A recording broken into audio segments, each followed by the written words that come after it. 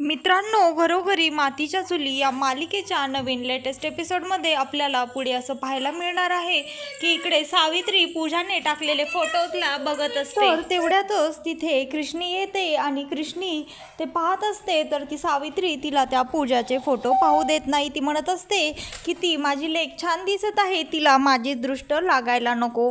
आणि तेवढ्यात कृष्णी तिला विचारते, आई मला पूजाचा ऑफिसचा पत्ता पाहिजे होता। त्यावर सावित्री म्हणते, कशाला ग तुला तिच्या ऑफिसचा पत्ता पाहिजे आहे? आता तुला काही तिचं ऑफिसचं वाटोळं करायचं आहे का? तू ऑलरेडी आमच्या घराचं वाटोळं केलं आहेस आणि आता काय तुला तिथे जाऊन आग लावायची आहे का? एकतर तुझ्यामुळे माझी पोरगी इथून हे घर हे गाव सोडून गेली आणि आता तुला तिथेही तिला सुखाने राहू द्यायचं नाही का? त्यावर ती म्हणते, आई मी फक्त ह्याच्यासाठीच पत्ता विचारत होते की तिला फार खरवज आवडतो आणि तो खरवज मी बनवला आहे, त्यामुळे तिला मी नेऊन देण्यासाठीच तिच्या ऑफिसचा पत्ता मागितला होता। त्यावर कृष्णी म्हणते, आई मी तिला काहीच बोलणार नाही, गुपचूप तिथनं निघून येईल। एकदा का पूजीला खरवस दिला ना मग मी लगेचच वापस येईन।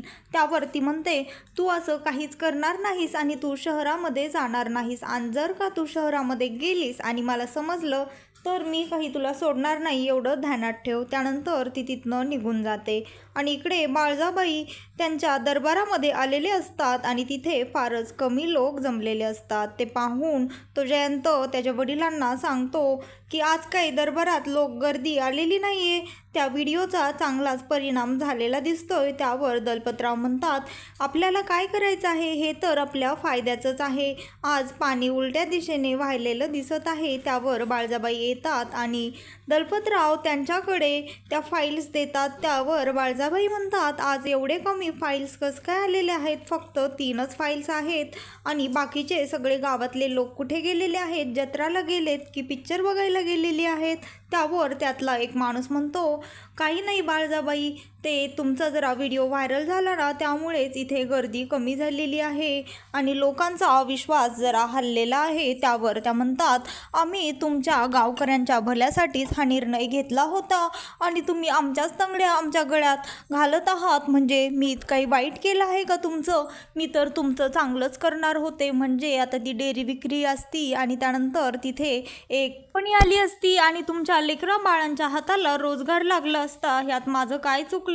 तर इकडे कृष्णी तिचा पत्ता त्या पूजीचा सापडत असते। त्यानंतर तिथे सावित्रीला डोळा लागतो आणि त्यानंतर ती सावित्रीचा मोबाईल घेते, त्यातनं ती पूजीचा पत्ता सापडते आणि भक्तीला सांगते, पण तिला लिहिता वाचता येत नसतं, त्यामुळे त्या डायरीतला काय पत्ता लिहिला आहे हे त्या कृष्णीला कळत नाही। त्यावर भक्ती तिला तो पत्ता सांगते। त्यानंतर ती भक्ती तिच्या हातावर तो पत्ता लिहून देते आणि म्हणते, हे बघ आता हा तो पत्ता आहे पूजीचा, नीट जा आणि सांभाळून ये, जास्त उशीर करू नको, कारण आई जर उठली ना आणि आईला जर कळालं तर आई तुझ्यासारखं मला पण सोलून काढेन। त्यावर ती म्हणते, मला तर आता माझ्या पाठीला तिच्या माराची सवय झाली आहे बघते, पण तुला मनाची तयारी करावं लागन बघ, कारण एकदा लहानपणी पूजीनं माझ्या ताटातला खरवस खाल्ला होता उष्टा माझा, तेव्हा मला फारच आनंद झाला होता। त्यावर ती म्हणते, खरंच तुझं मन किती चांगलं आहे ग कृष्णे, तू तिचा किती विचार करते आणि ती तर तुझ्याकडे बघतही नाही, बोलणं तर लांबचीच गोष्ट आहे। त्यावर ती म्हणते,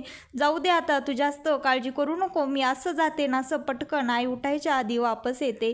आणि इकडे बाळजाबाई म्हणतात, आमचंच चुकलं, आम्ही तुमचा विचार केला, कारण त्यात मला वाटलं तुमचं भलं होईल आणि तुमच्या शब्दाच्या बाहेर आहे का मी? तुमच्यासाठी मी तो निर्णयही मागे घेतलेला आहे, तरी देखील गावकऱ्यांच्या मनात किंतु परंतु आहेच का? त्यानंतर त्या म्हणतात, आता आम्हालाच बघावं लागेल। त्यानंतर इकडे त्यातला एक माणूस म्हणतो, ते कृष्णीला जरा जास्तच गावकऱ्यांनी उचलून डोक्यावर धरलेला आहे। त्यानंतर तिला जास्तच राग भरतो आणि त्यानंतर ती त्या फाईल साईन करते आणि त्यानंतर ती म्हणते, आजचा दरबार संपला आणि ती म्हणते, या आता तुम्ही सगळेजण। तरी देखील तिथले जमलेले कार्यकर्ते तिथेच उभा असतात। त्यानंतर जयंत तिथल्या सर्व कार्यकर्त्यांना जायला सांगतो आणि इकडे बाळजाबाई जयंतला म्हणतात, आता जरा वारं उलट्या दिशेनेच वाहिलेलं दिसत आहे, पण हे काही आपल्या इलेक्शन आता तोंडावर आलं आहे ना, आपल्यासाठी चांगलं नाही आहे. तुम्हाला माहीत आहे ना काय करायचं आहे, म्हणजे मी कशाबद्दल बोलत आहे. आता काहीतरी पाऊल उचलायलाच हवं.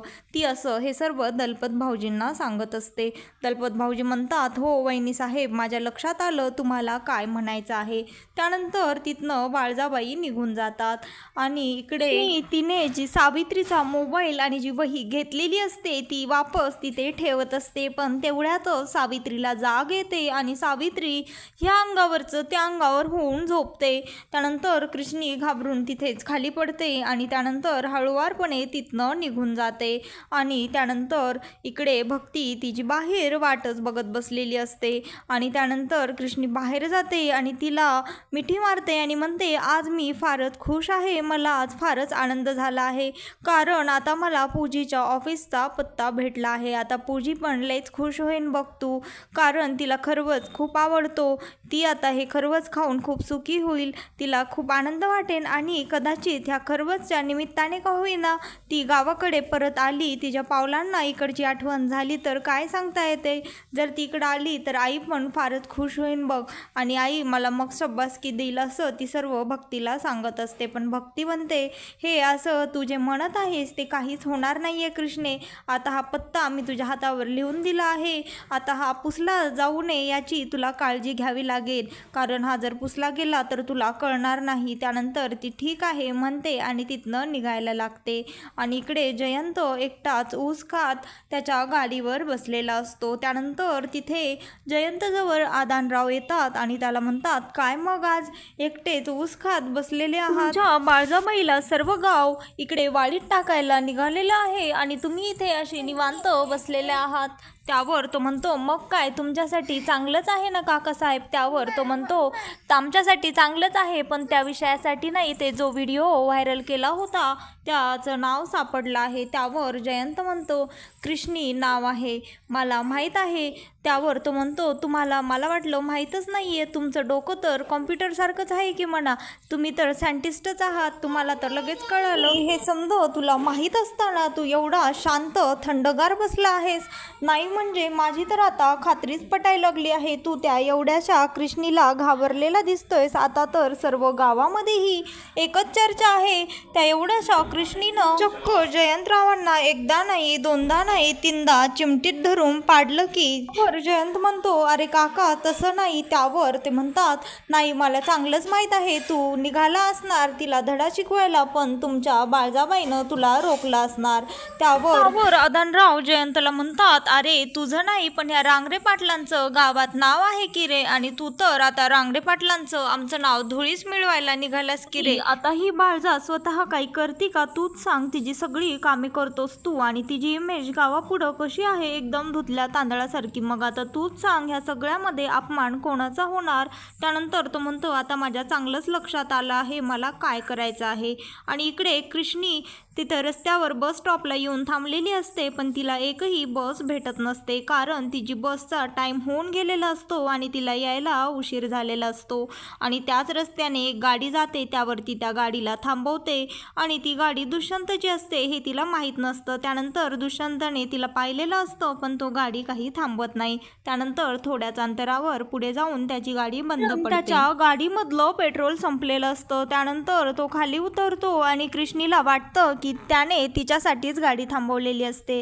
ती तिथे जाते आणि काचावर हात मारते. त्यावर तो काच उघडतो आणि म्हणतो, काय आहे. त्यावर ती म्हणते, तुम्ही चक्क माझ्यासाठी गाडी थांबवली. त्यावर तो म्हणतो, मी तुझ्यासाठी गाडी का थांबवेन, मुळात माझ्या गाडीचं पेट्रोल संपलं आहे त्यामुळे मी इथे थांबलो आहे. त्यानंतर तो बाहेर येतो आणि त्यांच्या नोकराला फोन करतो, पण त्याला रेंज नसल्यामुळे फोन आवाज येत नाही क्लिअर, त्यामुळे तो काय म्हणत आहे हे त्यांच्या घरच्या नोकरांना समजत नाही. त्यानंतर त्याला तिथे जवळपास कुठे पेट्रोल पंपही भेटत नाही आणि त्याच्या फोनची रेंजही उडते. त्यावर कृष्णी त्याला म्हणते, मी तुमची मदत करू शकते. त्यावर तो म्हणतो, तू शांत बस इडियट, तू काय माझी मदत करणार.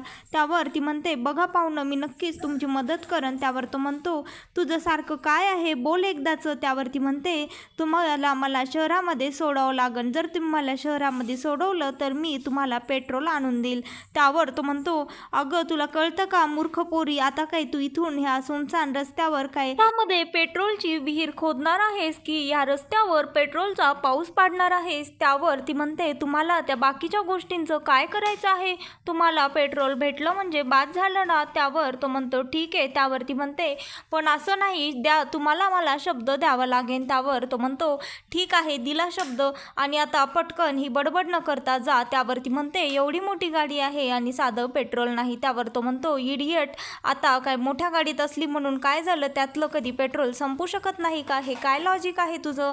त्यानंतर ती तिथनं जाते आणि जवळच एक टपरी असते, त्या टपरीवाल्याकडनं ती पेट्रोल आणते आणि दुष्यंत हे पाहून शॉक होतो. त्यावर तो म्हणतो ह्यांच्याकडे इथे पेट्रोल कसं काय आलं? तर ती म्हणते आमच्या इथे पेट्रोल पंप जवळ नसतात, त्यामुळे असं येणाऱ्या जाणाऱ्यांच्या मदतीसाठी असे इथले छोटे मोठे दुकानदार पेट्रोलच्या बाटल्या किंवा कॅन जवळ ठेवत असतात. त्यानंतर तो हे ऐकून शॉक होतो आणि ती म्हणते त्यामुळंच आधी येताना जाताना आजूबाजूला बघावं म्हणजे माहिती होती. त्यावर तो म्हणतो मला हे गाव आवडत नाही आणि मला खेड्यामध्ये राहायला आवडतच नाही, तर मी का इथली माहिती करून घेऊ?